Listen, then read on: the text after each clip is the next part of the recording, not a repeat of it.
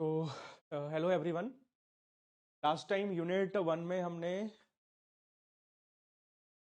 Scalar quantity, vector quantity के अलावा addition of two vectors, subtraction of one vector from another vector, unit vector, ये already कल हमने cover किया था। पोजीशन वेक्टर देखा था, डिस्टेंस वेक्टर किया था। इसके अलावा हमने कुछ न्यूमेरिकल पार्ट भी कंप्लीट किया। ओके, तो today we will discuss remaining part for the unit 1, that means the topic is vector multiplication. Okay, अब यहाँ वेक्टर मल्टीप्लिकेशन में आप दो वेक्टर्स को मल्टीप्लाई कर सकते हो, तीन वेक्टर्स को मल्टीप्लाई कर सकते हो। रिजल्ट जो आएगा मे बी वो स्केलर क्वांटिटी हो सकती है या फिर वेक्टर क्वांटिटी हो सकती है। तो मल्टीप्लिकेशन के अलग अलग टाइप्स हैं। वो टाइप्स कौन कौन से हैं? अगर आपने दो वेक्टर्स का मल्टीप्लाई किया हुआ है, लेट अस से vector A and vector B. Okay, तो first we have scalar product, या इसको हम डॉट प्रोडक्ट भी बोलते हैं। इसको बोलते हैं vector A dot vector B. Dot का साइन है इसीलिए हम इसको डॉट प्रोडक्ट बोलते हैं। जब हम ए डॉट बी का रिजल्ट फाइंड आउट करते हैं वो स्केलर क्वांटिटी आती है, इसीलिए हम इसको स्केलर प्रोडक्ट बोलते हैं। सेकेंड है आपका वेक्टर प्रोडक्ट और क्रॉस प्रोडक्ट। आप इसको लिखेंगे vector A cross vector B. Cross का मतलब मल्टीप्लिकेशन का साइन है, ये क्रॉस का साइन है, इसीलिए इसको हम क्रॉस प्रोडक्ट बोलते हैं। इसका जो रिजल्ट आता है वो वेक्टर क्वांटिटी होगी, तो that's why we call it vector product. ठीक है, इसके अलावा अगर आप तीन वेक्टर्स का मल्टीप्लाई करते हैं, लेटर से vector A, vector B and vector C, तब हमारे पास दो रिजल्ट्स आते हैं। पहला scalar triple product, fourth one vector triple product. Scalar triple product को हम डिफाइन करते हैं according to A dot B cross C. Okay, scalar का मतलब हुआ जो रिजल्ट आएगा वो स्केलर क्वांटिटी होगी, that's why we call it scalar product. कैसे? बी क्रॉस सी का जो रिजल्ट आएगा वो वेक्टर क्वांटिटी होगी। इट मींस आप A dot B cross C, that's why जो रिजल्ट आएगा फाइनल आउटकम वो डॉट प्रोडक्ट के अकॉर्डिंग आएगा। So we have scalar quantity, that's why we call it scalar triple product, because we have three vector quantities, vector A, vector B and vector C, that's why we are calling triple product. Okay, last में है आपका vector triple product, vector A cross vector B cross vector C. पहले हम vector B cross vector C calculate करेंगे। आपको मालूम है जो रिजल्ट आएगा वो वेक्टर प्रोडक्ट होगा। फिर हमें A cross result of B cross C calculate करना है। तो क्रॉस प्रोडक्ट के according result final we have vector quantity, that's why we call it vector triple product.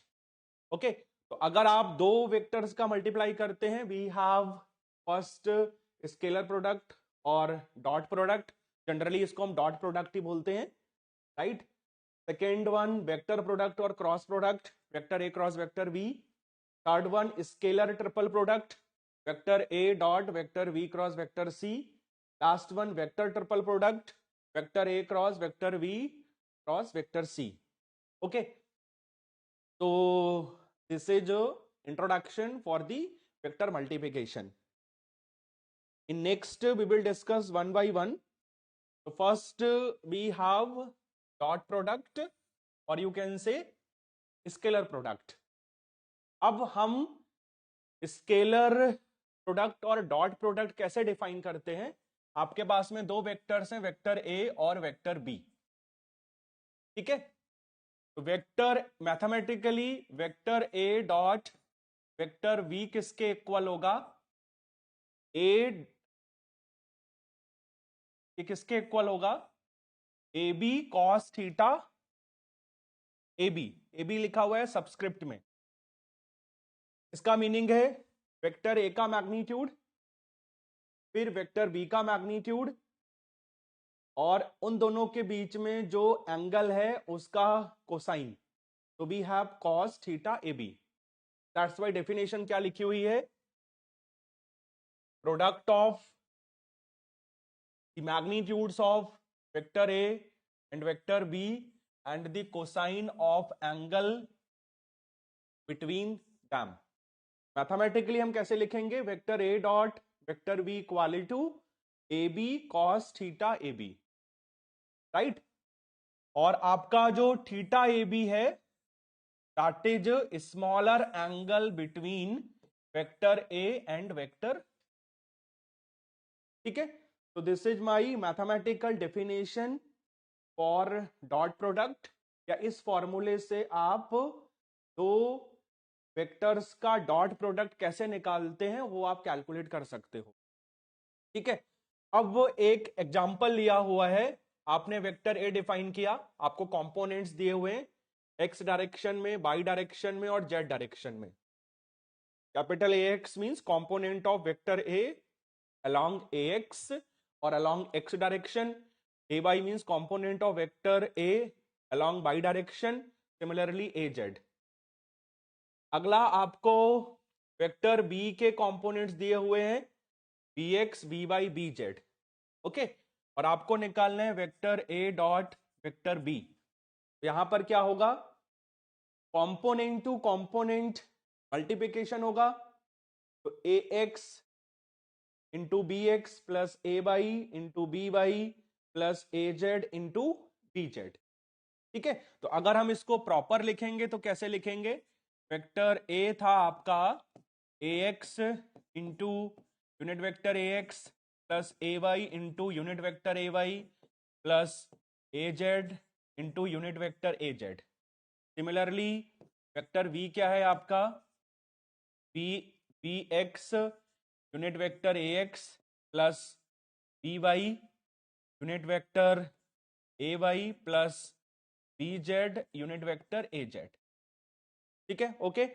अब आप मल्टीप्लाई करिए, तो vector A dot vector V क्या होगा, वेक्टर ए की वैल्यू आपको मालूम है A X unit vector A X plus A Y unit vector A Y plus A Z unit vector A Z dot product with B X unit vector A X plus B Y unit vector A Y plus B Z unit vector A Z, ठीक है, okay. तो basically होना क्या चाहिए था, first इसका second का first term उठाया, सबसे मल्टीप्लाई कर दिया, फिर सेकेंड टर्म उठाया, फिर सबसे मल्टीप्लाई कर दिया, फिर थर्ड टर्म उठाया, फिर सबसे मल्टीप्लाई कर दिया।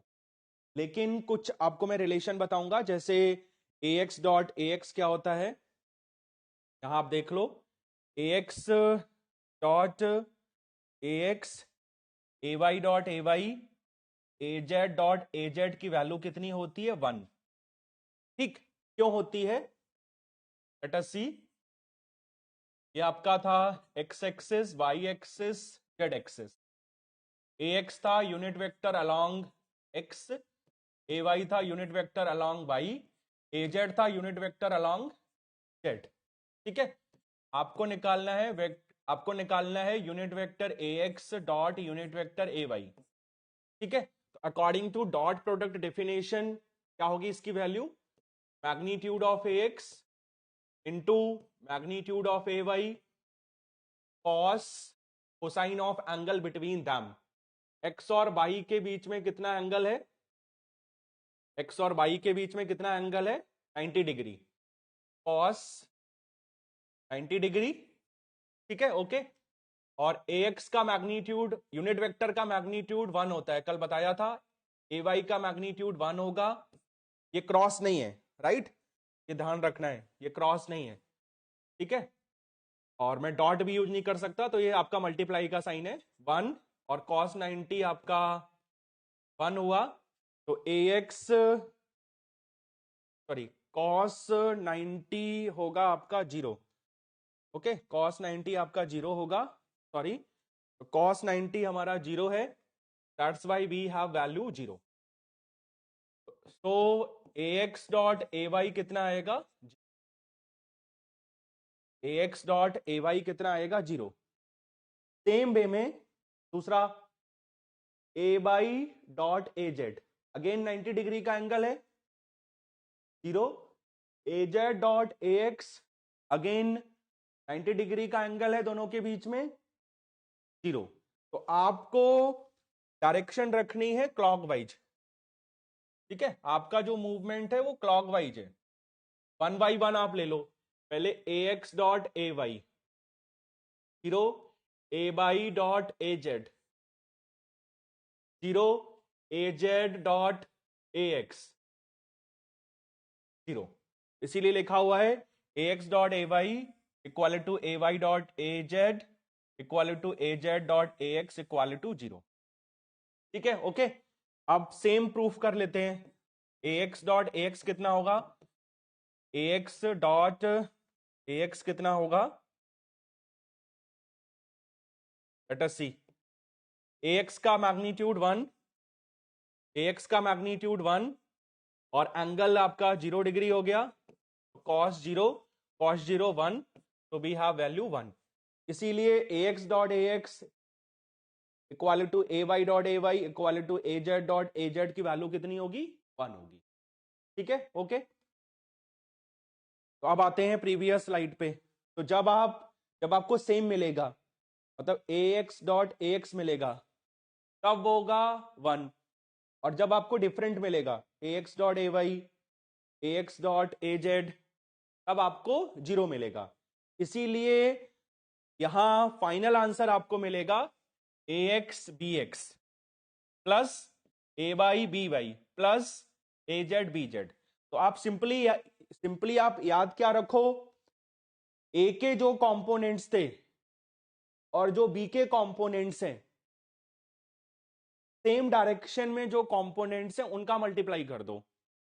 ए का कंपोनेंट एक्स डायरेक्शन में ए एक्स, बी का कंपोनेंट एक्स डायरेक्शन में बी एक्स, तो ए एक्स बी एक्स, फिर प्लस ए का कंपोनेंट वाई डायरेक्शन में ए बाई, सिमिलरली बी का कंपोनेंट वाई डायरेक्शन में बी बाई, तो A Y B Y, plus ए का कंपोनेंट जेड डायरेक्शन में ए जेड, बी का कंपोनेंट जेड डायरेक्शन में बी जेड, तो ए जेड बी जेड, तो ए डॉट बी होगा A X B X plus A Y B Y plus A Z B Z.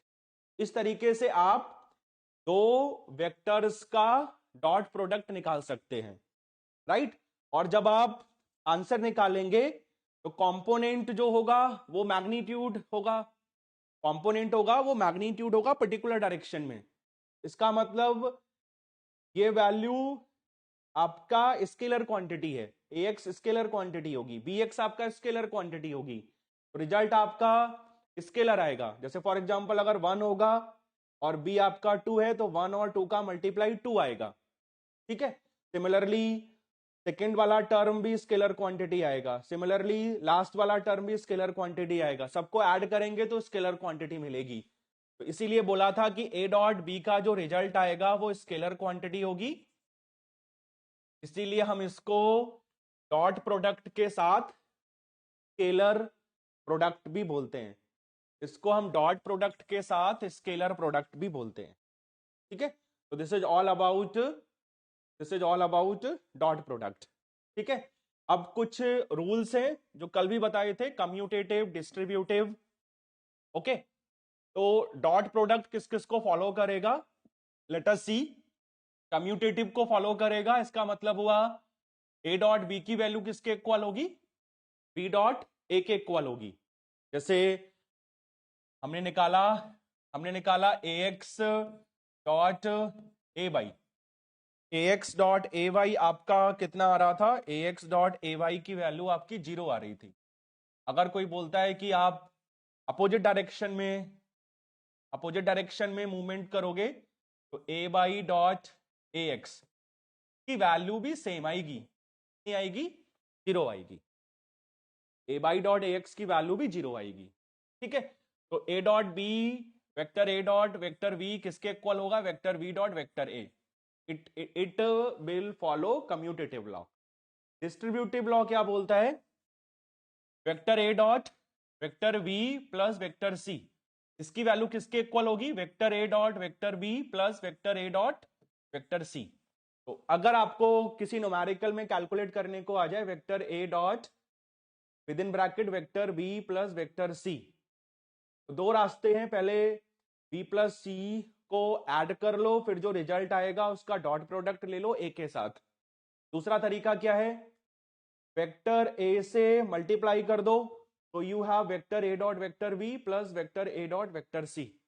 पहले आप vector A dot vector V निकाल लो, फिर vector A dot vector C निकाल लो, दोनों को ऐड कर लो, वी हैव सेम रिजल्ट। तो dot product will also follow distributive law. Third है ए डॉट ए की वैल्यू किसके इक्वल होगी, ए डॉट ए की वैल्यू ए स्क्वायर के इक्वल होगी। कैसे होगी, यहां जो मैं साइन बना रहा हूं का मतलब वो वेक्टर को रिप्रेजेंट करेगा, तो आपको जब पेपर सॉल्व करना पड़ेगा तो यहां पर प्रॉपरली वेक्टर क्वांटिटी लिखनी है। ओके, डिफरेंस दिखना चाहिए कि कौन सा वेक्टर क्वांटिटी है, कौन सा स्केलर क्वांटिटी। जनरली हम यूज नहीं करते हैं साइन, बट जो कॉपी चेक करेगा एग्जामिनर उसको मालूम होना चाहिए कि बच्चे ने स्केलर क्वांटिटी लिखी है या बच्चे ने वेक्टर क्वांटिटी लिखी। ठीक है, तो वेक्टर ए डॉट वेक्टर ए होगा क्या, बेसिकली फ्रॉम डेफिनेशन ए का मैग्नीट्यूड, सिमिलरली फिर ए का मैग्नीट्यूड और कॉस जीरो, और कॉस जीरो आपको मालूम है 1 होता है, that's why you have square magnitude of A और simply you have A square. ठीक है, तो आप इसको याद भी रख सकते हैं, इसको आप प्रूव भी कर सकते हैं। डन। दूसरा, एक न्यूमेरिकल भी आ जाता है, किस बेसिस पे न्यूमेरिकल आ जाता है, two vectors vector A and vector B are said to be orthogonal और perpendicular with each other if A B equal to zero, if A B equal to zero. ठीक है, तो आप if vector A dot B, यहां पर आप इसको correct कर लो, if vector A dot vector B equal to zero. ठीक है, ऐसा क्यों है, vector A dot vector B आपने जीरो लिखा हुआ है, लेकिन कैसे लिखा हुआ है, लेट अस सी। आपने लिखा है vector A dot vector B equal to zero. ठीक है, ये लेकिन डेफिनेशन से क्या होगा, वेक्टर ए का मैग्नीट्यूड वेक्टर बी का मैग्नीट्यूड, ठीक है, ओके, एंड कॉस, एंगल लिखना पड़ेगा।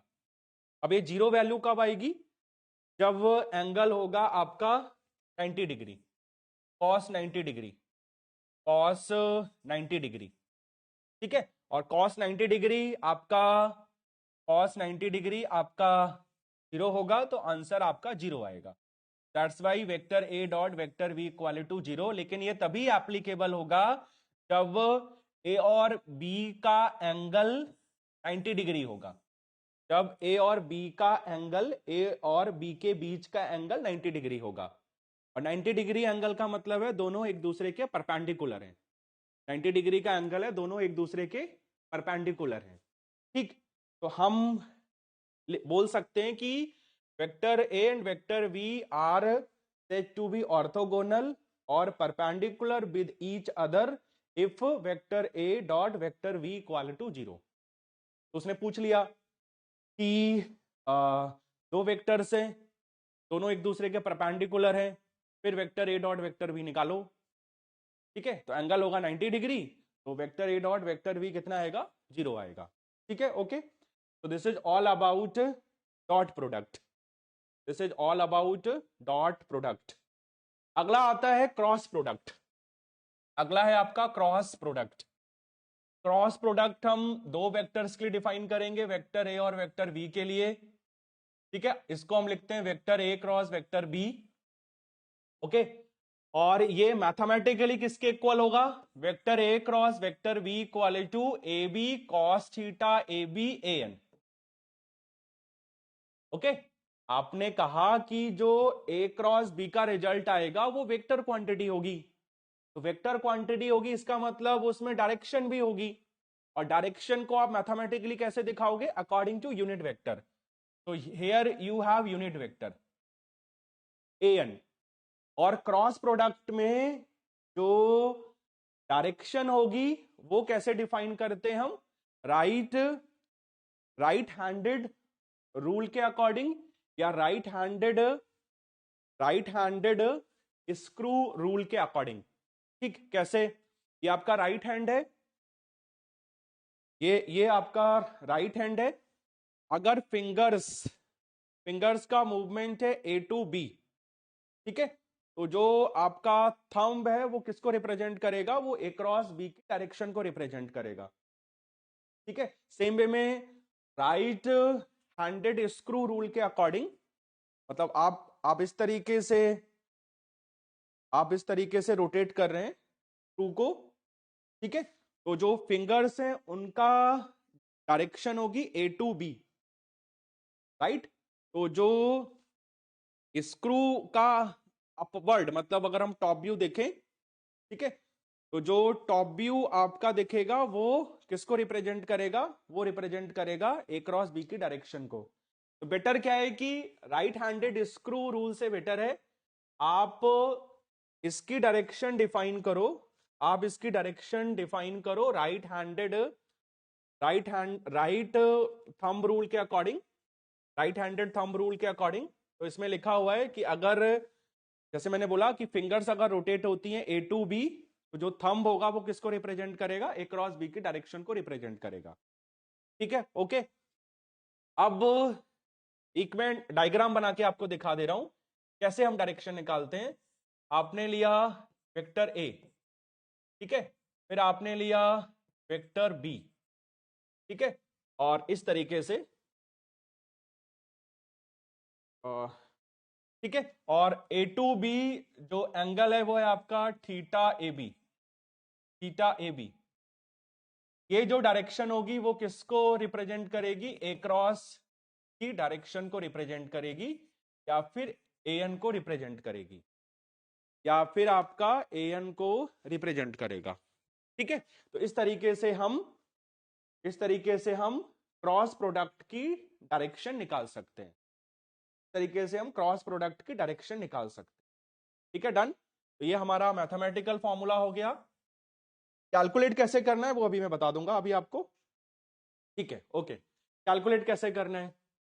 आपके पास में दो वेक्टर्स हैं, लेट अस से वेक्टर ए और वेक्टर बी, ठीक है, आपको कंपोनेंट्स दिए हुए हैं।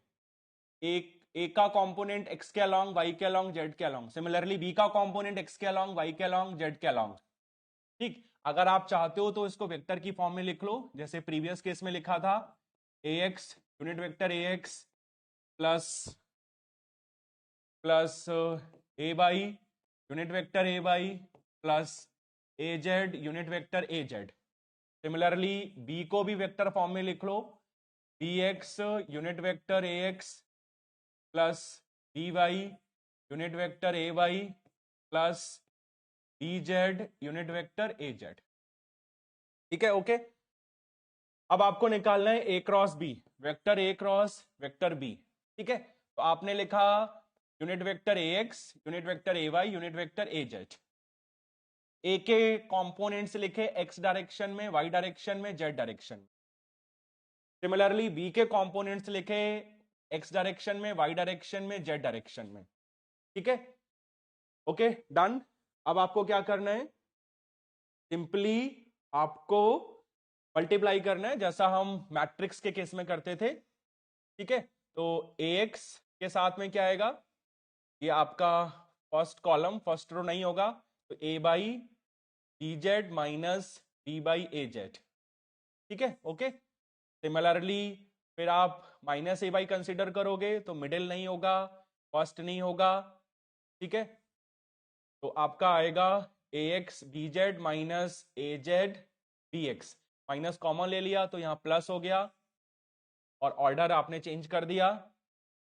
सिमिलरली ए जेड के केस में प्लस ए जेड, ठीक है, तो लास्ट कॉलम नहीं होगा, फर्स्ट रो नहीं होगी, तो A X B Y minus A Y B x.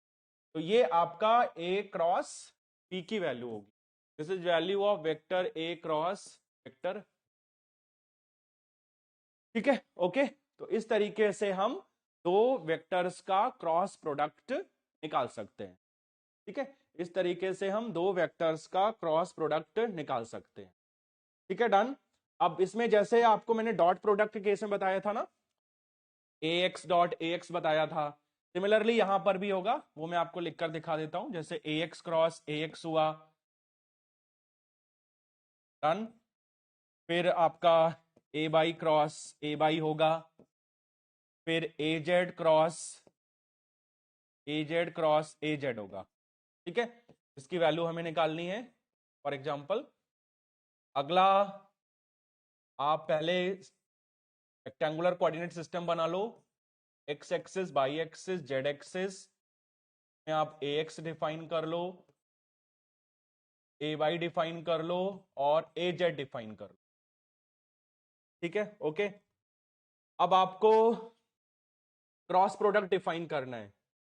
Cyclic, यहां लिखा है ना, which is obtained by crossing terms in cyclic permutation. आपका मूवमेंट होना चाहिए क्लॉकवाइज। क्लॉकवाइज मूवमेंट होगा तो A X cross A Y define कर सकते हैं आप। फिर आप A Y cross A Z define कर सकते हैं। अगला A Z cross A Z cross A Z cross A X define कर सकते हैं। ठीक है, कैसे डिफाइन होगा अभी मैं बता रहा हूं आपको। तो A X cross A X की वैल्यू कितनी होगी, ए एक्स क्रॉस ए एक्स की वैल्यू कितनी होगी, ए एक्स का मैग्नीट्यूड 1, फिर अगला ए एक्स का मैग्नीट्यूड 1, फिर था साइन, डॉट में होगा cosine, cosine of angle between vector A and vector B. Cross में होगा sine of angle between vector A and vector B. ठीक है, तो यहां होगा आपका साइन, और ए एक्स के साथ ए एक्स कितना एंगल बनाएगा, 0 डिग्री, और साथ में डायरेक्शन होगी, अभी डायरेक्शन में बता रहा हूं।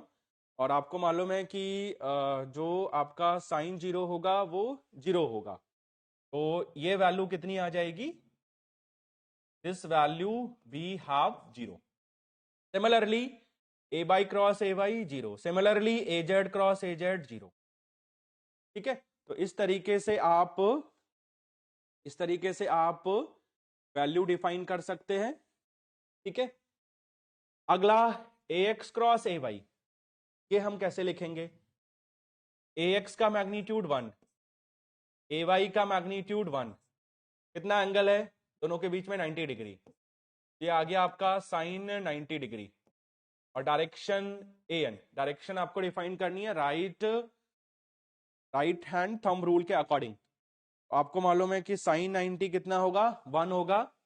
इसकी वैल्यू आ गई 1, मतलब 1 का ए एन के साथ मल्टीप्लिकेशन, तो ए एन आ गया। अब डायरेक्शन कैसे लिखना है वो समझ लीजिए। ठीक है, तो अब आपका मूवमेंट है एक्स टू वाई। ठीक है, तो A X cross A Y, ठीक, इस तरीके से मूवमेंट हो रहा है एक्स टू वाई। ठीक है, तो जो थंब की डायरेक्शन होगी वो ए एन की डायरेक्शन होगी, या ए एन को रिप्रेजेंट करेगा। ठीक है, या जो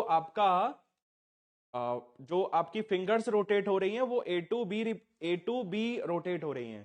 तो जो थंब है, थंब आपका जेड डायरेक्शन में है, वो किसको रिप्रेजेंट करेगा, ए एक्स क्रॉस ए वाई की डायरेक्शन को रिप्रेजेंट करेगा। और जेड डायरेक्शन के अलोंग यूनिट वेक्टर क्या है, ए जेड, इसीलिए यहां ए एन की वैल्यू क्या होगी, ए जेड होगी। तो A X cross A Y, तो मैं यहां नीचे लिख रहा हूं ए एक्स क्रॉस ए वाई किसके इक्वल होगा, ए जेड के इक्वल होगा। सिंपल, इसको याद करना बहुत ही सिंपल है। ये तो मैंने बता दिया कि कैसे प्रूव करना है, याद कैसे करना है इसको। आप अपना मूवमेंट रखिए क्लॉकवाइज डायरेक्शन में, ठीक है, और एक्स से स्टार्ट करिए। तो A X cross A Y, कौन सा बचा, ए जेड, तो ए जेड लिख दो सिंपल। ठीक, तो यहां ए जेड आ गया। फिर ए बाई क्रॉस ए जेड, कौन सा बचा, ए एक्स, तो यहां आप ए एक्स लिख दो सिंपल। फिर ए जेड क्रॉस ए एक्स, कौन सा बचा, ए वाई, सिंपल ए वाई लिख दो। लेकिन जो मूवमेंट होगा वो क्लॉकवाइज डायरेक्शन में होना चाहिए। ठीक है, जो मूवमेंट होगा वो क्लॉकवाइज डायरेक्शन में होना चाहिए। That's why A X cross A Y जो बचा हुआ है A Z, A Y cross A Z जो बचा हुआ है A X, A Z cross A X, A Z cross A X जो बचा हुआ है ए वाई। ठीक, अगर कोई बोलता है कि मूवमेंट मैंने चेंज कर लिया, चेंज करने का मतलब है मैंने लिख दिया A Y cross A X, तब क्या होगा? तब जस्ट आपको जो A cross A X cross A Y था कितना था, ए जेड, बस इसका साइन चेंज कर दो तो ये वैल्यू हो जाएगी माइनस ए जेड। सिमिलरली दूसरा वाला देखो, ए जेड क्रॉस ए बाई कितना हो जाएगा ये, माइनस ए एक्स। लास्ट वाला देखो, ए एक्स क्रॉस ए जेड कितना हो जाएगा ये, माइनस ए बाई। बस इतना याद रखना है, ठीक है। क्योंकि होगा क्या, जैसे राइट हैंडेड रूल के अकॉर्डिंग फिंगर्स का रोटेशन है बाई टू एक्स, ये ठीक है, फिंगर्स का रोटेशन है बाई टू एक्स, ठीक है। तो थंब किस डायरेक्शन में है, इन नेगेटिव जेड डायरेक्शन, और इन नेगेटिव जेड डायरेक्शन आपका यूनिट वेक्टर क्या होगा, minus A Z. Right hand thumb के according, right hand thumb rule के अकॉर्डिंग आप क्रॉस प्रोडक्ट की डायरेक्शन कैलकुलेट कर सकते हो। एक्स क्रॉस ए वाई के केस में क्या था, फिंगर्स का रोटेशन है एक्स टू वाई, थंब किस डायरेक्शन में, जेड डायरेक्शन में, तो इसीलिए आंसर आया था ए जेड। बट आपको मैंने याद करने का तरीका बता दिया, डायरेक्शन निकालने का तरीका बता दिया, ठीक है। सिंपल, आप डायरेक्शन निकाल भी सकते हो और उसको याद कैसे रख सकते हो वो भी आपको बता दिया, ठीक है। क्योंकि ये सारे रूल्स इंपॉर्टेंट हैं, आगे जब आप न्यूमेरिकल करोगे तो वहां हेल्पफुल होंगे, जब आप डेरिवेशन करोगे तो वहां हेल्पफुल होंगे, ठीक है। ओके, तो ये आपका क्लियर हो गया मैटर, डन। ओके, अगला आते हैं, नेक्स्ट था हमारा थर्ड था स्केलर ट्रिपल प्रोडक्ट। ये था तीन वेक्टर्स के लिए, वेक्टर ए, वेक्टर वी और वेक्टर सी के लिए, और हमने इसको कैसे लिखा था, vector A dot vector we cross vector C, ठीक है। इसकी value vector V dot vector C cross vector A के भी इक्वल होगी, या vector C dot vector A cross vector B के भी इक्वल होगी, ठीक है। कैसे लिखना है आप सिंपल समझो, हाँ आप एक, ठीक है, आपने एक सर्कल बनाया, आपने यहाँ ए लिखा, यहाँ बी लिखा, यहाँ सी लिखा, डन। तो हमने फिर मूवमेंट आप देखो कैसे कैसे हो रहा है, पहले ए डॉट बी क्रॉस सी लिखा था, ठीक है, डन। अब हमने किसको लिया, मैं कलर चेंज कर रहा हूं, ठीक है, ये याद करने का तरीका है। पहले हमने ए को लिया और अगला बी था, फिर अगला सी था, तो बी क्रॉस सी था लेकिन डॉट प्रोडक्ट ए के साथ था, ठीक। अगला देखिए, हमने बी लिया लेकिन डायरेक्शन आपकी क्लॉकवाइज ही रहनी चाहिए, तो बी अगर हम लेंगे तो क्रॉस प्रोडक्ट होगा सी और ए का, यही लिखा हुआ है, सी क्रॉस ए और क्रॉस सी क्रॉस ए, और डॉट प्रोडक्ट होगा बी के साथ, ठीक है, डन। अब सी ले लो, तो क्रॉस प्रोडक्ट होगा ए और बी का, यही लिखा हुआ है, A cross B, A cross B, लेकिन जो डॉट होगा वो सी के साथ होगा, तो C dot A cross B, ठीक है। इस तरीके से आप याद रख सकते हो, तो पहला दूसरा तीसरा आप इस तरीके से याद रख सकते हो, ठीक है, ओके। क्योंकि न्यूमेरिकल में हो सकता है कि दोनों आ जाएं, लेकिन आपको मालूम है कि दोनों तो इक्वल थे, तो अननेसेसरी दूसरा क्यों कैलकुलेट करना है, जब दोनों इक्वल है तो आप लिख दो कि B dot C cross A equal to A dot B cross C, answer same, ठीक है। इसीलिए ये इसका याद करने का तरीका है, डन। लेकिन इसको हम मैथमेटिकली कैसे कैलकुलेट करेंगे उसको देख लीजिए। वेक्टर ए आपको कंपोनेंट्स के अकॉर्डिंग दिया हुआ है, वेक्टर बी आपको कंपोनेंट्स के अकॉर्डिंग दिया हुआ है, वेक्टर सी आपको कंपोनेंट्स के अकॉर्डिंग दिया हुआ है, ठीक। तो हमें क्या करना है, अगर हमें 1 मिनट, ठीक है, तो इसको हम थोड़ा चेंज कर लेते हैं, आप इसको चेंज कर लेना, this is not A cross B, this is vector A dot vector B cross vector C, ठीक है, ओके।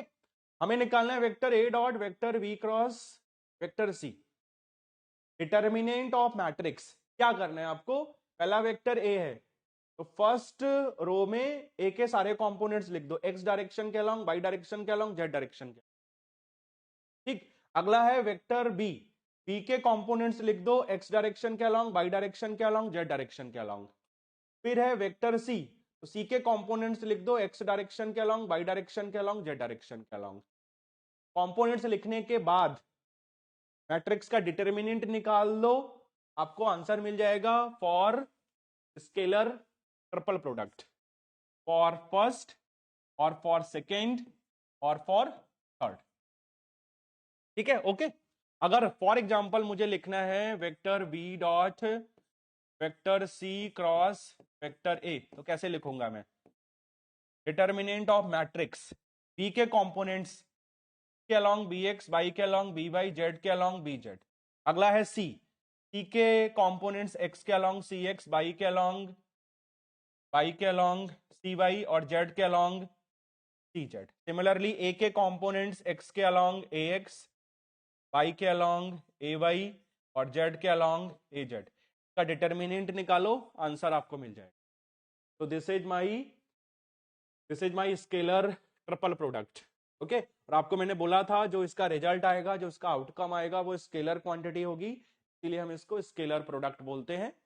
ट्रिपल प्रोडक्ट क्यों बोलते हैं? Because we are taking 3 vectors, vector A, vector B and vector C. Done. So this is all about scalar triple product. अब आते हैं vector triple product पर। Vector triple product कैसे डिफाइन करेंगे mathematically? आपके पास 3 वेक्टर हैं, vector A, vector B and vector C. Vector triple product कैसे डिफाइन करेंगे? Vector A cross vector B cross vector C, और इसकी वैल्यू होगी जो इसकी वैल्यू लिखी है वो इसकी वैल्यू आप लिख लो, वेक्टर वी है बेसिकली ये, vector B vector A dot vector C minus vector C multiplied with vector A dot vector B. ठीक है, ये है आपका प्रॉपर नोटेशन, क्योंकि हमें मालूम नहीं चलेगा ना कि वेक्टर कौन सा है, स्केलर कौन सा है। अगर हमें यही मालूम नहीं चलेगा तो हम ऑपरेशन कैसे परफॉर्म, तो प्रॉब्लम इज दैट। तो इसको आप प्रॉपर लिख लीजिए, vector A cross vector we cross vector C होगा vector B with in bracket vector A dot vector C minus vector C with in bracket vector A dot vector B. इसको याद करने का तरीका है ये आपका बैक कैप रूल, बस बैक और कैप को याद रखिए। ठीक है, बैक, ये C back, A B cab, back cab को याद रखिए, आपको फॉर्मूला रिकॉल करने में आसानी रहेगी। ठीक है, तो फॉर्मूला आप रिकॉल इजिली कर सकते। ठीक है, डन। ओके, तो बैक कैप रूल के अकॉर्डिंग आप वेक्टर ट्रिपल प्रोडक्ट का फॉर्मूला याद कर सकते हो, बैक माइनस कैप। माइनस याद रखोगे तो मालूम आपको याद रहेगा कि ओके बीच में माइनस का साइन है। और ये याद रखना है कि बैक में जो अब आप वेक्टर लिखोगे तो कैपिटल में लिखना है, तो जो बी होगा, जो ए होगा, जो सी होगा, वो कैपिटल में होगा, और तीनों ही वेक्टर क्वांटिटी होंगी, इसमें कोई स्केलर क्वांटिटी नहीं है, इसीलिए मैंने ऊपर एरो का साइन लगाया हो। ठीक है, तो this is my formula for vector triple product. ठीक है, ओके। और ये कुछ रूल्स हैं, जैसे A dot B vector A dot vector B हमने सी से मल्टीप्लाई किया। ठीक है, ओके। फिर does not equal to vector A with in bracket vector B dot vector C. ठीक है, तो आप इसको आप रिमेंबर कर सकते हो, इन क्वांटिटी को आप रिमेंबर कर सकते हो। ठीक है, बट आप यहाँ वेक्टर की फॉर्म में सारा लिख लो, तो दैट कि लास्ट में आपको कोई कंफ्यूजन ना हो। ओके, ये हमने क्यों लिखा हुआ है? हमने जैसे फॉर एग्जांपल आपने लिखा vector A dot vector V, यहां पर सपोज आपने vector A dot vector B पहले कैलकुलेट कर लिया, सी बाद में लिख दिया। ठीक है, तो ये आपका ऐसा नहीं होगा कि आप बी सी का डॉट प्रोडक्ट पहले कर लो फिर आप वेक्टर ए से मल्टीप्लाई करो। ये इसके इक्वल नहीं होगा, ठीक है। लेकिन अगर हमने vector A dot be perform किया, फिर वेक्टर सी से मल्टीप्लाई किया, ये किसके इक्वल होगा, vector C with in bracket vector A dot vector B के इक्वल होगा। तो आप चाहो तो उनको याद कर सकते हो, अदरवाइज सिंपल आप वेक्टर ट्रिपल प्रोडक्ट का फॉर्मूला याद रखो बैक कैप रूल के अकॉर्डिंग, उतना सफिशिएंट फॉर कैलकुलेशन पॉइंट, ठीक है। Okay, so this is all about for the vector triple product, ठीक है। और आई थिंक जब आपको मैंने क्रॉस प्रोडक्ट बताया था, तो इसमें आपको मैंने कम्यूटेटिव लॉ, एसोसिएटिव लॉ नहीं बताए, ठीक है, लेकिन डॉट में तो बता दिया था। तो क्रॉस प्रोडक्ट आपका कम्यूटेटिव नहीं होगा, वो एंटी कम्यूटेटिव होगा। इट इज नॉट कम्यूटेटिव, मैं यही लिख देता हूं, आप लोग नोट कर लेना, it is not commutative, okay, it is not commutative, it is not commutative, ठीक है। कम्यूटेटिव का मतलब क्या है, vector A cross vector B does not equal to vector B cross vector A, ठीक है। ओके, ये हमने देखा भी था कैसे, ये आपको मैंने बताया था, A X cross A Y A Z के इक्वल था, लेकिन A Y cross A X A Z के इक्वल नहीं था, वो किसके इक्वल था, माइनस ए जेड के। तो it is not commutative, but you can say it is anti commutative, okay. Anti commutative का मतलब है कि ए क्रॉस की वैल्यू किसके इक्वल होगी, minus of B cross A के इक्वल होगी, minus of B cross A के इक्वल होगी, ठीक है। तो आप बोल सकते हैं कि cross product is anti commutative, it is anti commutative, ठीक है। Okay, done. दूसरा था आपका दूसरा था एसोसिएटिव। तो ये एसोसिएटिव भी नहीं होता है, it is not associative, it is not associative, it is not associative. Associative का मतलब है कि हमने कैलकुलेट किया vector A cross vector we cross vector C, मतलब पहले हम ब्रैकेट वाला परफॉर्म कर रहे हैं, उसका जो आंसर आएगा उसका क्रॉस प्रोडक्ट हम ए से ले रहे हैं, ठीक है। This is not equal to vector A cross vector B with in bracket cross vector C, ठीक है। तो ऐसा नहीं है कि पहले हम ए क्रॉस बी निकाल लें फिर क्रॉस प्रोडक्ट लें सी से, ये दोनों क्वांटिटी अलग अलग हैं, दोनों मैच नहीं होंगी, that's why it is not associative, ठीक है। अगला आता है डिस्ट्रीब्यूटिव। ये आपका डिस्ट्रीब्यूटिव है, it is distributive, it is distributive, it is distributive. Distributive का मीनिंग क्या हुआ,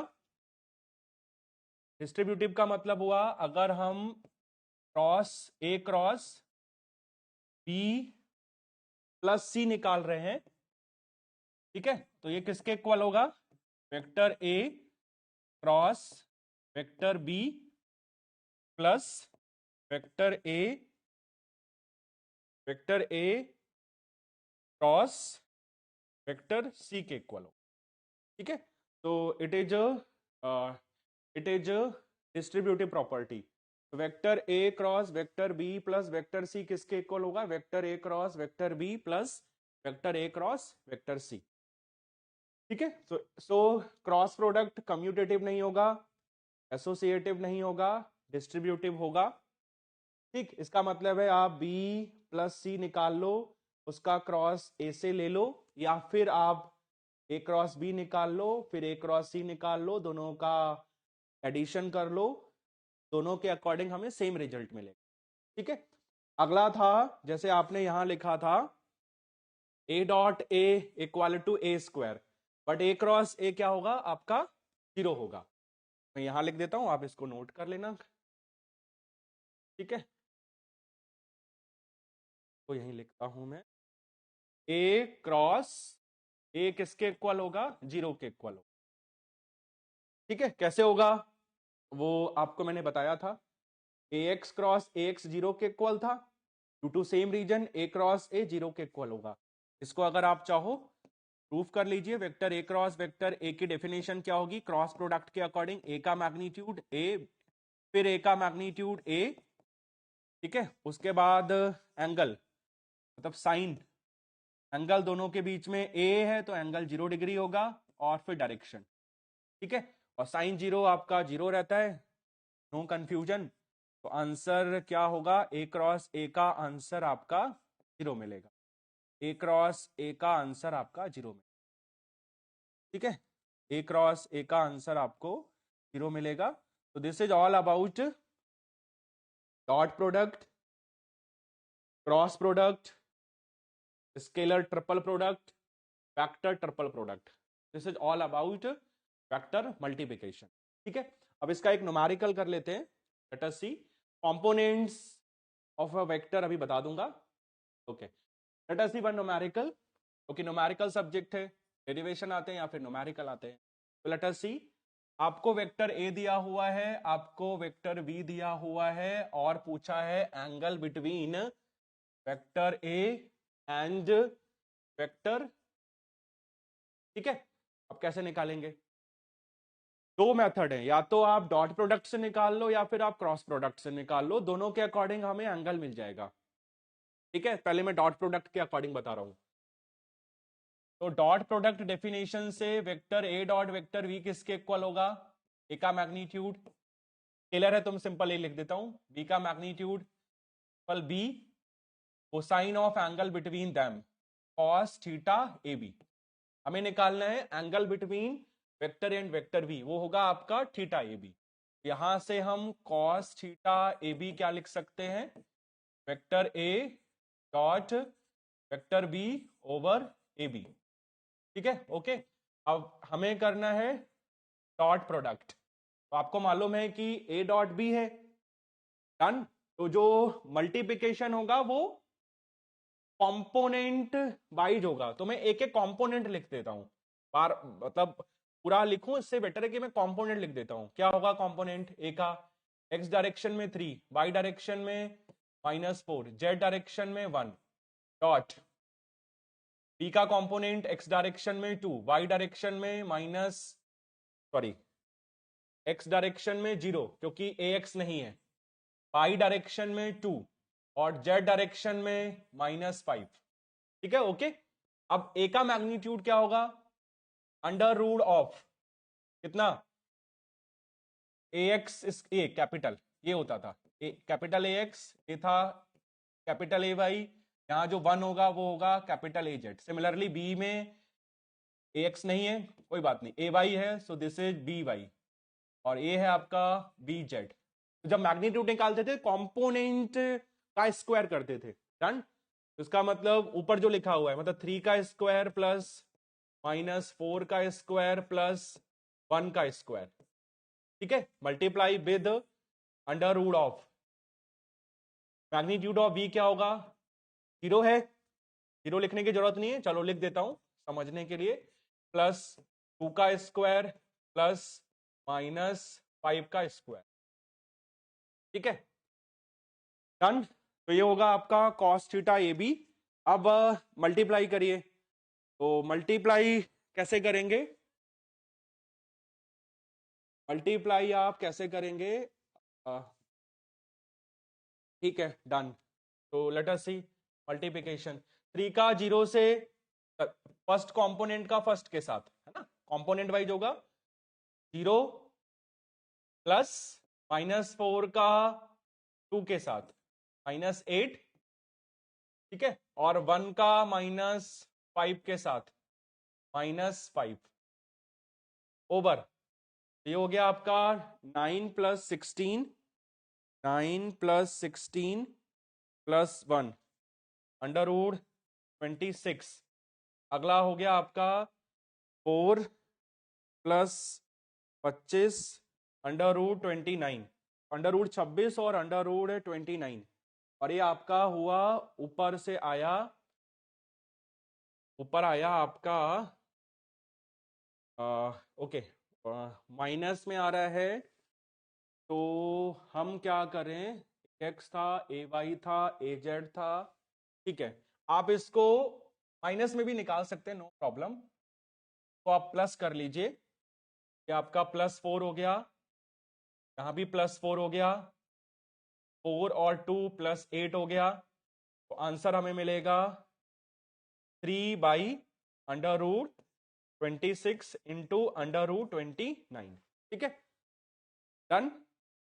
अब आपको सिंपली सॉल्व करना है, तो कॉस थीटा ए बी आएगा, आप 3/√26 इंटू √29 को आप सॉल्व कर लो तो 0.1092 आएगा, 0.1092 आएगा। तो यहां से थीटा ए बी क्या होगा, नो कॉस इनवर्स ऑफ 0.1092। ठीक है, तो आप इसको कैलकुलेटर से कैलकुलेट कर लीजिए, तो आंसर आएगा 83 पॉइंट, और डिग्री में निकालना है तो 83.73 डिग्री। तो this is angle between vector A and vector B. तो this is my answer, this is my answer. ठीक है, सेम थिंग को आप क्रॉस प्रोडक्ट से भी कैलकुलेट कर सकते हैं। कैसे कैलकुलेट करेंगे, second method, let us see. Cross product क्या होगा, vector A cross vector B क्या था, ए का मैग्नीट्यूड बी का magnitude, sine of angle between vector A and vector B, और ए एंड बी था। ठीक है, यहां पर आपका ए एंड बी रहेगा। ठीक है, अब आपको क्या करना है, पहले ए एन को हटाने के लिए हम क्या करेंगे, चलो पहले ए क्रॉस बी निकाल लेते हैं। Let us see vector A cross vector B कैसे निकलेगा।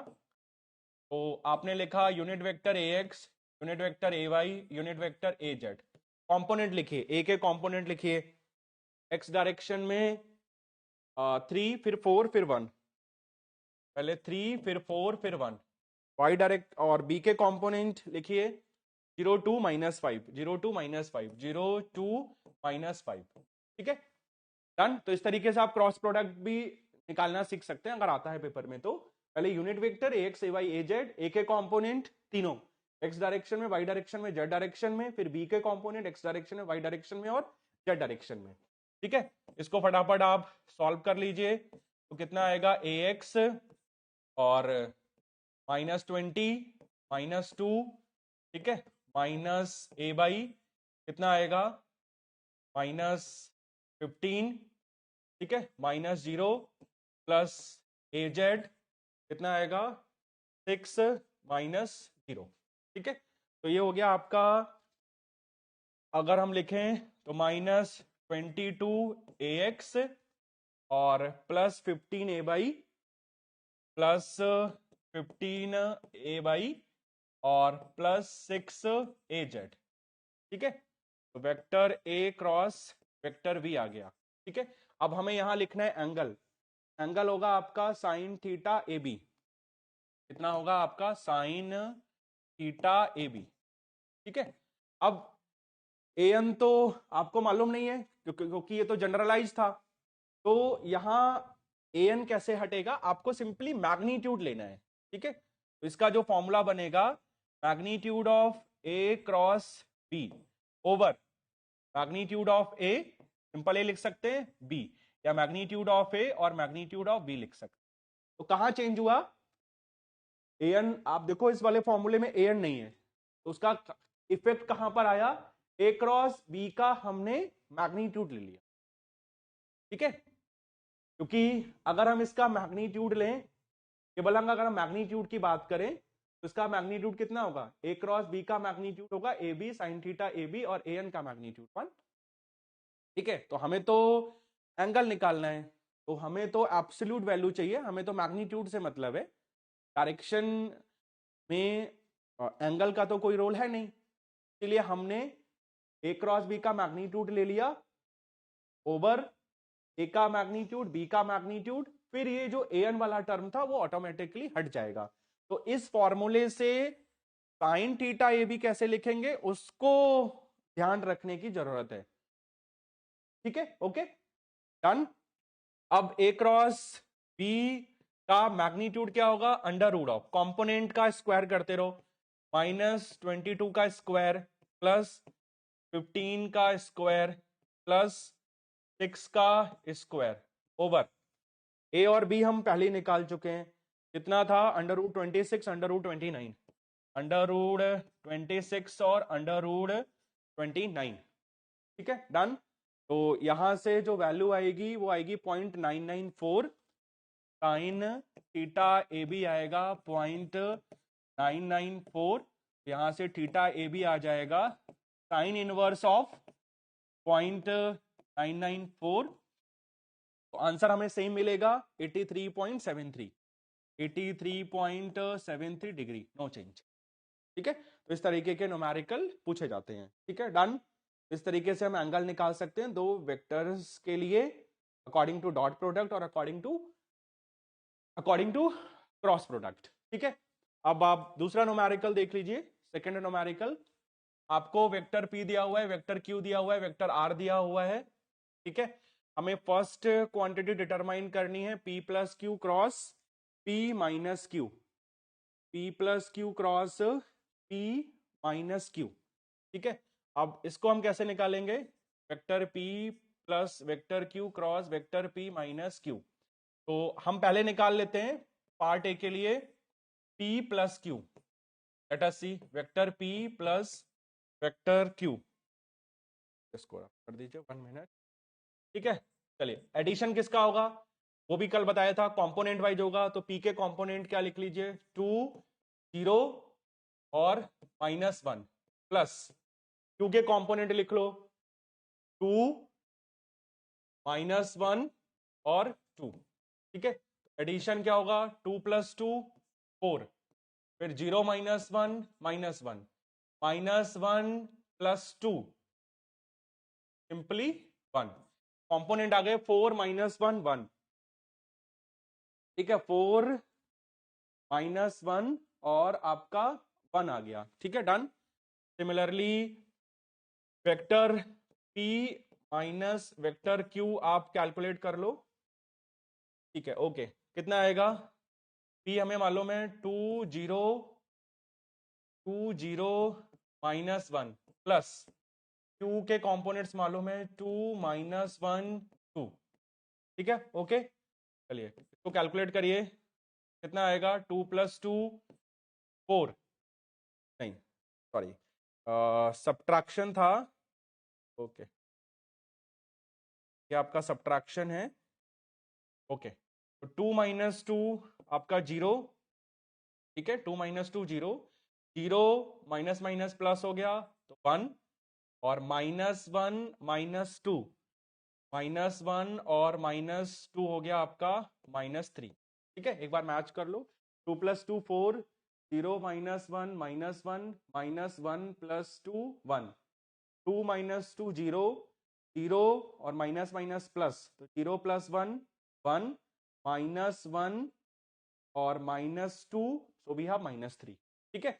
अब आपको क्रॉस प्रोडक्ट आता है निकालना, तो क्रॉस प्रोडक्ट क्या होगा ए के लिए, ए का आंसर होगा आपका इक्वल टू, पहले आप यूनिट वेक्टर लिख लो AX AY AZ। अब पहले P vector P plus Q के कंपोनेंट लिख लो, कितना 4 -1 1, फिर P माइनस Q के कंपोनेंट लिख लो 0 1 और -3, ठीक है। अब इसका आप मल्टीप्लाई करना, ठीक है। तो इस आप मैट्रिक्स को सॉल्व करना, चलिए ओके इसको भी सॉल्व कर देते हैं, तो AX हो गया, चलिए कितना आएगा -1 और -3 3, और -1 -A/, कितना आएगा -12 और 0 प्लस AZ के साथ क्या आएगा, AZ के साथ आएगा 1 4 4 माइनस, आंसर आपको मिलेगा इसके लिए, हाँ लिख रहा हूं मैं आंसर, आंसर मिलेगा हमें 3 - 1, तो 2AX, ठीक है, प्लस 12AY और प्लस 4AZ, ठीक है। Let me confirm, 2AX plus 12AY plus 4AZ, first आपका कंप्लीट हुआ। दूसरा है आपका vector Q dot vector R cross vector P। अब आप इसको ध्यान से देखो, इस तरीके से तो हम कभी लिखते नहीं है, डन। इसका एक्चुअल सेंस क्या है, आप इसको अब आप रिकॉल करो, हमने क्या पढ़ा था। हमने ये फॉर्मूला इस तरीके से कहाँ पढ़ा था, हमने पढ़ा था स्केलर ट्रिपल प्रोडक्ट में। पहला वेक्टर, फिर डॉट, फिर दूसरा वेक्टर, फिर क्रॉस, फिर तीसरा वेक्टर। ठीक है ना? ओके। तो जो यहां लिखा हुआ है इसका कोई सेंस नहीं है, तो ये प्रॉपर फॉर्म में कैसे बनेगा? Vector Q dot vector R cross vector P, इसका ये सेंस है। Vector Q dot vector R cross vector P. एक मैं आपको निकाल के दिखा देता हूं, दूसरा आप सेम वे में करेंगे तो दूसरे का भी जो एक्चुअल मीनिंग है वो सेम होगा। पी डॉट, इसका भी सेंस क्या होगा? Vector P dot vector Q cross vector R. ठीक है, एक मैं आपको निकाल के दिखा रहा हूं, vector Q dot vector R cross P. Okay,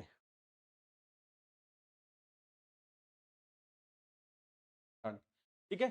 तो पार्ट आप बी देखो, पार्ट बी। पार्ट बी में क्या लिखा हुआ है मैंने? Q dot R cross P, Q dot vector R cross vector P. ठीक है, पहले इसको लिख रहा हूं, क्यू के कंपोनेंट्स में लिख रहा हूं। क्यू के कंपोनेंट्स मुझे बता दो। क्यू के कंपोनेंट्स हैं 2 -1 और 2, 2 -1 और 2, फिर डॉट। अब क्रॉस के लिए matrix ax ay az, determinant of matrix of value. First row में सारे unit vectors ax ay az। फिर r के कंपोनेंट्स, r के कंपोनेंट्स देखिए 2 -3 1, 2 -3 1, 2 -3 और 1।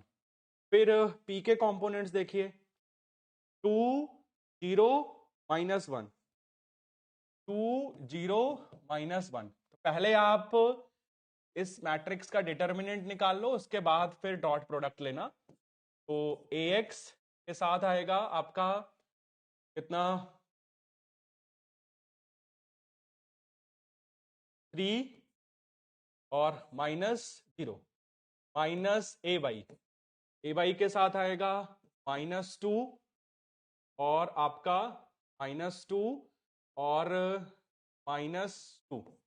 ठीक है, सिमिलरली प्लस az के साथ आएगा 0 -6 होगा, ये +6 आ गया। ठीक है, क्या हमें आंसर मिला इसके लिए? ax के साथ आ गया 3 और -2 -2 -4, तो +4 ay आ गया और +6 az आ गया। ठीक है, ओके। तो 3 4 6 आ गया, 3 4 6 कंपोनेंट हो गए, सिंपल। अब इसके कंपोनेंट थे 2 -1 2 डॉट, कंपोनेंट क्या है? 3 4 6। अब डॉट में क्या है? कंपोनेंट वाइज आप मल्टीप्लाई कर दो, 2 और 3 6 प्लस -1 और -4, -1 और 4 का मल्टीप्लिकेशन -4 प्लस, और 6 और 2 12, मल्टीप्लाई मल्टीप्लाई। ठीक है, तो ये हो गया आपका 12 और 6 18 -4, ये हो गया हमारा 14। तो दिस इज माय आंसर 14। ठीक है, ओके। तो आपने देखा कि आंसर आपका स्केलर क्वांटिटी है, इसलिए उसको हम स्केलर ट्रिपल प्रोडक्ट बोलते थे। बी हो गया, सेम वे में आप सी कर लोगे। ठीक, साइन थीटा क्यू आर का फॉर्मूला मैं लिख दे रहा हूं, कैसे होगा। Let us see, sine theta Q R, sine theta Q R C हो जाएगा बी की तरह। डी आप देख लो, डी में क्या पूछा है उसने? Sign theta Q are. अब ये कैसे आएगा? क्यू आर कैसे आएगा? पहले इसको देखिए, ये आएगा क्यू और आर के क्रॉस प्रोडक्ट से। तो vector Q cross vector R, क्या होगा इसका फॉर्मूला? क्रॉस प्रोडक्ट डेफिनेशन से क्यू का मैग्नीट्यूड, आर का magnitude, sine of angle between them, sine theta Q R, और यूनिट वेक्टर ए एन। ठीक है, और एंगल तभी कैलकुलेट होगा जब आप लेफ्ट का मैग्नीट्यूड लोगे। साइन थीटा क्यू आर कितना बनेगा, magnitude of Q cross R over magnitude of Q into magnitude of R. ठीक है, तो ये हमारा डी का फॉर्मूला हो गया। इससे आप कैलकुलेट करना, आंसर मैं लिख देता हूं 0.5976, 0.5976। ठीक है, तो ये हमने ऑलरेडी कैलकुलेट किया हुआ था प्रीवियस न्यूमेरिकल में। ठीक है, अगला है आपका ई हो गया। ई है vector P cross vector Q cross vector R. ठीक है, तो इस क्वांटिटी को आप सिंप्लीफाई कर सकते हैं, इसको आप सिंप्लीफाई कर सकते हैं वेक्टर ट्रिपल प्रोडक्ट के अकॉर्डिंग, बैककेव रूल के अकॉर्डिंग। ठीक है, ओके, तो आप P cross Q cross R में अगर कैलकुलेशन कम करनी है, वैसे ट्रेडिशनल वे में भी हो जाएगा, पहले Q क्रॉस R निकाल लो, जो आंसर आएगा उसका क्रॉस प्रोडक्ट ले लो P के साथ। और दूसरा तरीका क्या है E कैलकुलेट करने का, E कैलकुलेट करने का दूसरा तरीका क्या है, लेट अस सी। हमें निकालना है vector P cross vector Q cross vector R। एक तो वेक्टर ट्रिपल प्रोडक्ट से इसका फॉर्मूला हम लिख सकते हैं Q P R Q P R, ठीक है, minus R P Q R P Q, बीच में डॉट प्रोडक्ट है, इससे इजीली हो जाएगा। इसमें क्या करना पड़ेगा ना, आपको कैलकुलेशन कम करनी। ठीक है, आप इसको ट्रेडिशनल वे से भी कर सकते हैं, आप इसको वेक्टर ट्रिपल प्रोडक्ट का जो फॉर्मूला था, मतलब vector A cross vector B cross vector C, तो ये फॉर्मूला था बैककेव रूल के अकॉर्डिंग, इसको याद रखिए। ये था आपका बैक और कैब रूल के अकॉर्डिंग, याद रखिए। ठीक है, हाँ मैं लिख देता हूं बैक और फिर कैब, बैक और कैब। ठीक है, और सारे वेक्टर होंगे, वो एरो लगा दो, लास्ट टू का ब्रैकेट में बंद कर दो, डॉट लगा दो। ठीक है, लास्ट टू को ब्रैकेट में बंद कर दो और डॉट लगा दो। ठीक है, ऐसे यहां पी क्यू आर था, तो सेम वे में क्यू की जगह बी है, पी की जगह आपका क्यू है, इसी तरीके से रिलेट करके आप फॉर्मूला लिख सकते हो। मैं आंसर लिख रहा हूं, एक बार आप इसको वेरीफाई करना। इसका आंसर आ रहा है 234, तब 2ax आ रहा है, 3ay आ रहा है और 4az आ रहा है। ठीक है, आप दोनों से कैलकुलेट करके देखना, आपको सेम आंसर मिलेगा। दोनों से कैलकुलेट करके देखना, आपको सेम आंसर मिलेगा। ठीक है, डन। अगला पार्ट कौन सा है, अगला पार्ट है आपका unit vector perpendicular to both Q and R, unit vector perpendicular to both Q and R। तो इसका मैं फॉर्मूला बता दे रहा हूं, F का फॉर्मूला, लेट अस सी F का फॉर्मूला। इसने पूछा है unit vector perpendicular to both Q and R, unit vector perpendicular to both Q and R। अब आपको Q क्रॉस R का फॉर्मूला मालूम होगा ना, Q क्रॉस R क्या लिखते थे हम, वेक्टर प्रोडक्ट के अकॉर्डिंग, क्या लिखते थे हम, वेक्टर प्रोडक्ट के अकॉर्डिंग या क्रॉस प्रोडक्ट के अकॉर्डिंग, Q का मैग्नीट्यूड R का magnitude sine theta A B, sorry A B नहीं है आपका क्यू आर है, साइन थीटा क्यू आर और यूनिट वेक्टर ए एन। ठीक है, ओके। अब हमें निकालना है vector perpendicular to both Q and R. इसका मतलब परपेंडिकुलर का मतलब एंगल 90 होगा, तो साइन 90 आपका 1 हो जाएगा। ठीक है, ये आपका साइन 90 डिग्री आपका 1 हो जाएगा। तो unit vector perpendicular to both Q और आर के, ये ए एन बेसिकली क्यू और आर के परपेंडिकुलर होगा। अगर राइट हैंड में फिंगर्स के डायरेक्शन, फिंगर का रोटेशन Q2 R है, तो ये आपका क्रॉस प्रोडक्ट की डायरेक्शन थी। ठीक है, तो यही आपका परपेंडिकुलर है Q और R के।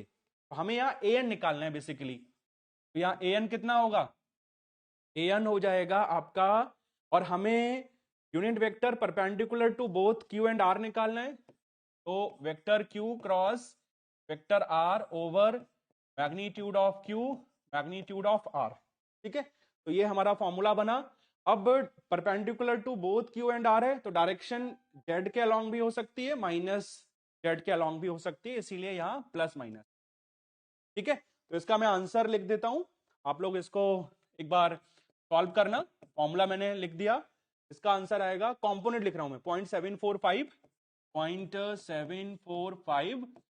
दूसरा कंपोनेंट आएगा 0.298, 0.298, और लास्ट आएगा माइनस 0.596, माइनस 0.59।